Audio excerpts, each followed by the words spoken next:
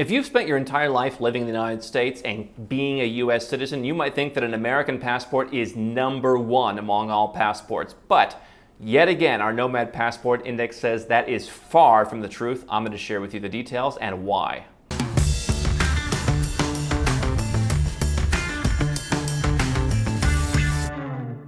I'm Andrew Henderson. This is Nomad Capitalist. We've worked with everyone from multiple billionaires to celebrities to everyday 7- and 8-figure entrepreneurs and investors like yourself who want to legally go where you're treated best. That includes having a second passport or even a passport portfolio to protect yourself from increasing taxes, wealth taxes, assaults on your freedom, new regulations, reduction of your investment opportunities. These are the reasons to have a second passport. And if you click on the link in the description, we cover in an article on our website a lot more details on why you might want this. But yet, I think that one of the things we've tried to dispel over the last decade here at Nomad Capitalist is that your passport probably isn't number one. Your country probably isn't number one in any particular qualitative metric, let alone number one in every metric. And that includes, if you're an American, the passport. So we put something called the Nomad Passport Index every year. It is the fifth or sixth year we've done it, and this year Luxembourg won. We do a combination of the number of countries that you can travel to, either without a visa, e-visa, that kind of thing, so easy travel access. We cover taxation. How easy is it to leave your country? Not how good are the taxes in your country, but if you want to leave your country, can you remain a citizen, and how can you move to Dubai, for example? How hard do they make that? What's the perception of the passport? How welcome are you in countries?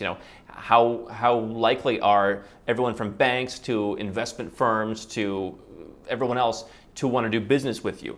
What is the ability to hold dual citizenship like? What is the freedom like? And so this year, the U.S. citizenship, the U.S. passport came in ranked at number 41st. Now, our citizenship index works a little bit different than most in that means there are 40 passports that are better than the American passport. Most of them are in Europe, in the European Union. You've got a few countries like Japan and Singapore that rank very highly.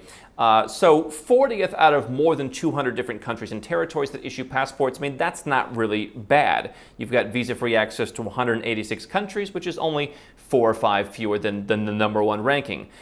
You've got certainly some freedom, but freedom went to a 30 out of 50 on our index. You've got a decent reputation, but yet a lot of people around the world don't want to do business with you because you're carrying an American passport. And the big one that really affected the U.S. passport scores, if you ever want to leave your country, you're going to be followed around the world with what's called citizenship-based taxation. Now, I've said it before, and it bears repeating again because people often don't understand this. As a U.S. citizen, you can substantially reduce your taxes by moving overseas. You can move to Puerto Rico and enjoy substantial tax savings there. You can also move overseas, especially if you're an entrepreneur, and you can reduce your tax rate either to 0 or perhaps somewhere in the single digits or low double digits, depending on how much money you're making and all the different factors of your business. There are exemptions, exclusions, deductions, all kinds of things you can use to live overseas or in Puerto Rico and pay far, far, far less than you would pay in the U.S. However, you've still got to file tax returns, you've still got to report your foreign bank accounts, you've still got to file reports for your foreign corporations that may be needed to reduce those tax rates. It is more complexity. Plus, you've got regulations that follow you. Again, banks may have a difficulty doing with you.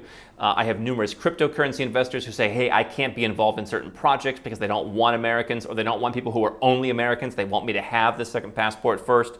And so these are all reasons that make the U.S. passport less valuable because to me, a passport means you want to travel, you want to go somewhere else, you want opportunities. What people don't often understand is that a U.S. citizen is always a U.S. citizen. If you're born in the United States or if you're naturalized as a U.S. citizen, you have that whether you have the actual travel document, the physical passport book in your hand or not. Okay, a citizenship, being a citizen entitles you to the privilege of applying for a passport. There are Americans who, for example, have substantial tax debts that they're in arrears on that are not eligible for a passport, and that certainly takes away from the freedom of the country. Not that I would ever encourage you not to pay your taxes, but the idea that you can't take your bat and ball and say, I'm going to move to Dubai and just leave me alone the same way every other citizen of every other country in the world pretty much can do, dramatically reduces the U.S. passport score. And so if you look at pretty much all the European Union passports, even the ones that don't have visa-free access to the U.S., like Cyprus. Cyprus came in this year at number 31, best passport.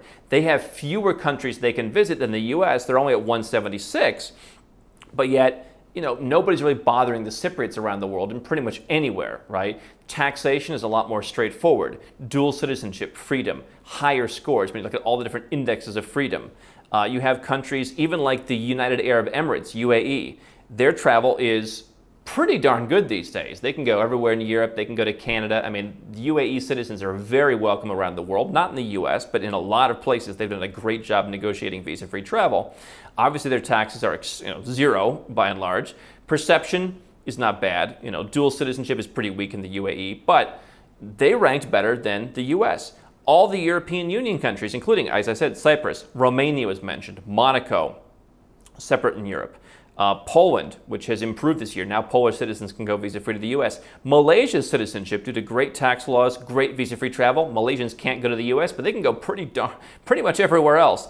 And so, Malaysia, Poland, Chile, Monaco, Romania, UAE, Australia, Estonia, Hungary, Cyprus, Slovenia, Liechtenstein, Canada, Greece, UK, and then a whole bunch of EU countries on top of South Korea, Singapore, and Japan all outpaced the United States because their citizens have more freedom.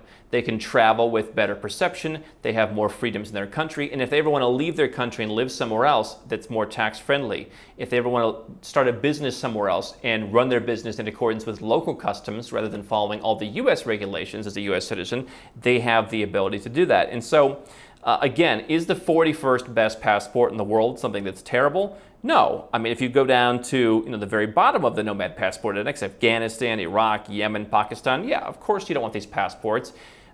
These are very difficult to travel on. The perception is bad. You've got a lot of disadvantages. But you know what? Again, look at the company that the United States is surrounded by. What if you had a European passport like Bulgaria or Croatia?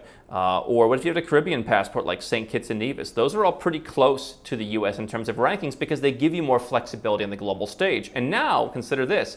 What if you built a passport portfolio where you said, I'm going to be a citizen of St. Kitts and Nevis. I'm going to be a citizen, through naturalization the next couple of years in Bulgaria, where there's an investment residence program. I'm going to get another citizenship somewhere. I'm going to move somewhere else and get citizenship. If you put those three together, you'd be a lot stronger than the U.S. in terms of your freedom, your options, your flexibility to reduce your taxes, your flexibility to travel around the world. One of the things that I really try and tell you here, if you think your country's number one, it's worth evaluating. Is it really number one, or is that just the branding? The US and other Western countries are what I call legacy brands because you think they're number one. When you run the statistics and when you put together a metric that says, hey, what are your real freedoms as a citizen?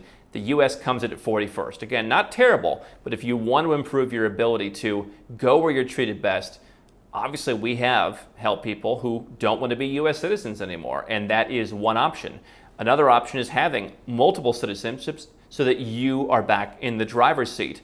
But simple statistic, worth evaluating, your passport's not number one. How do you respond to that to make sure you keep the power, not give it away to one government? Don't stop now. We've got well over 1,000 more videos here on YouTube for you to watch and learn how to go where you're treated best. And if you want to work with Nomad Capitalist personally, go to nomadcapitalist.com/apply, learn about our unique, tried and true process, garnered over years of experience, and learn how you can become our client.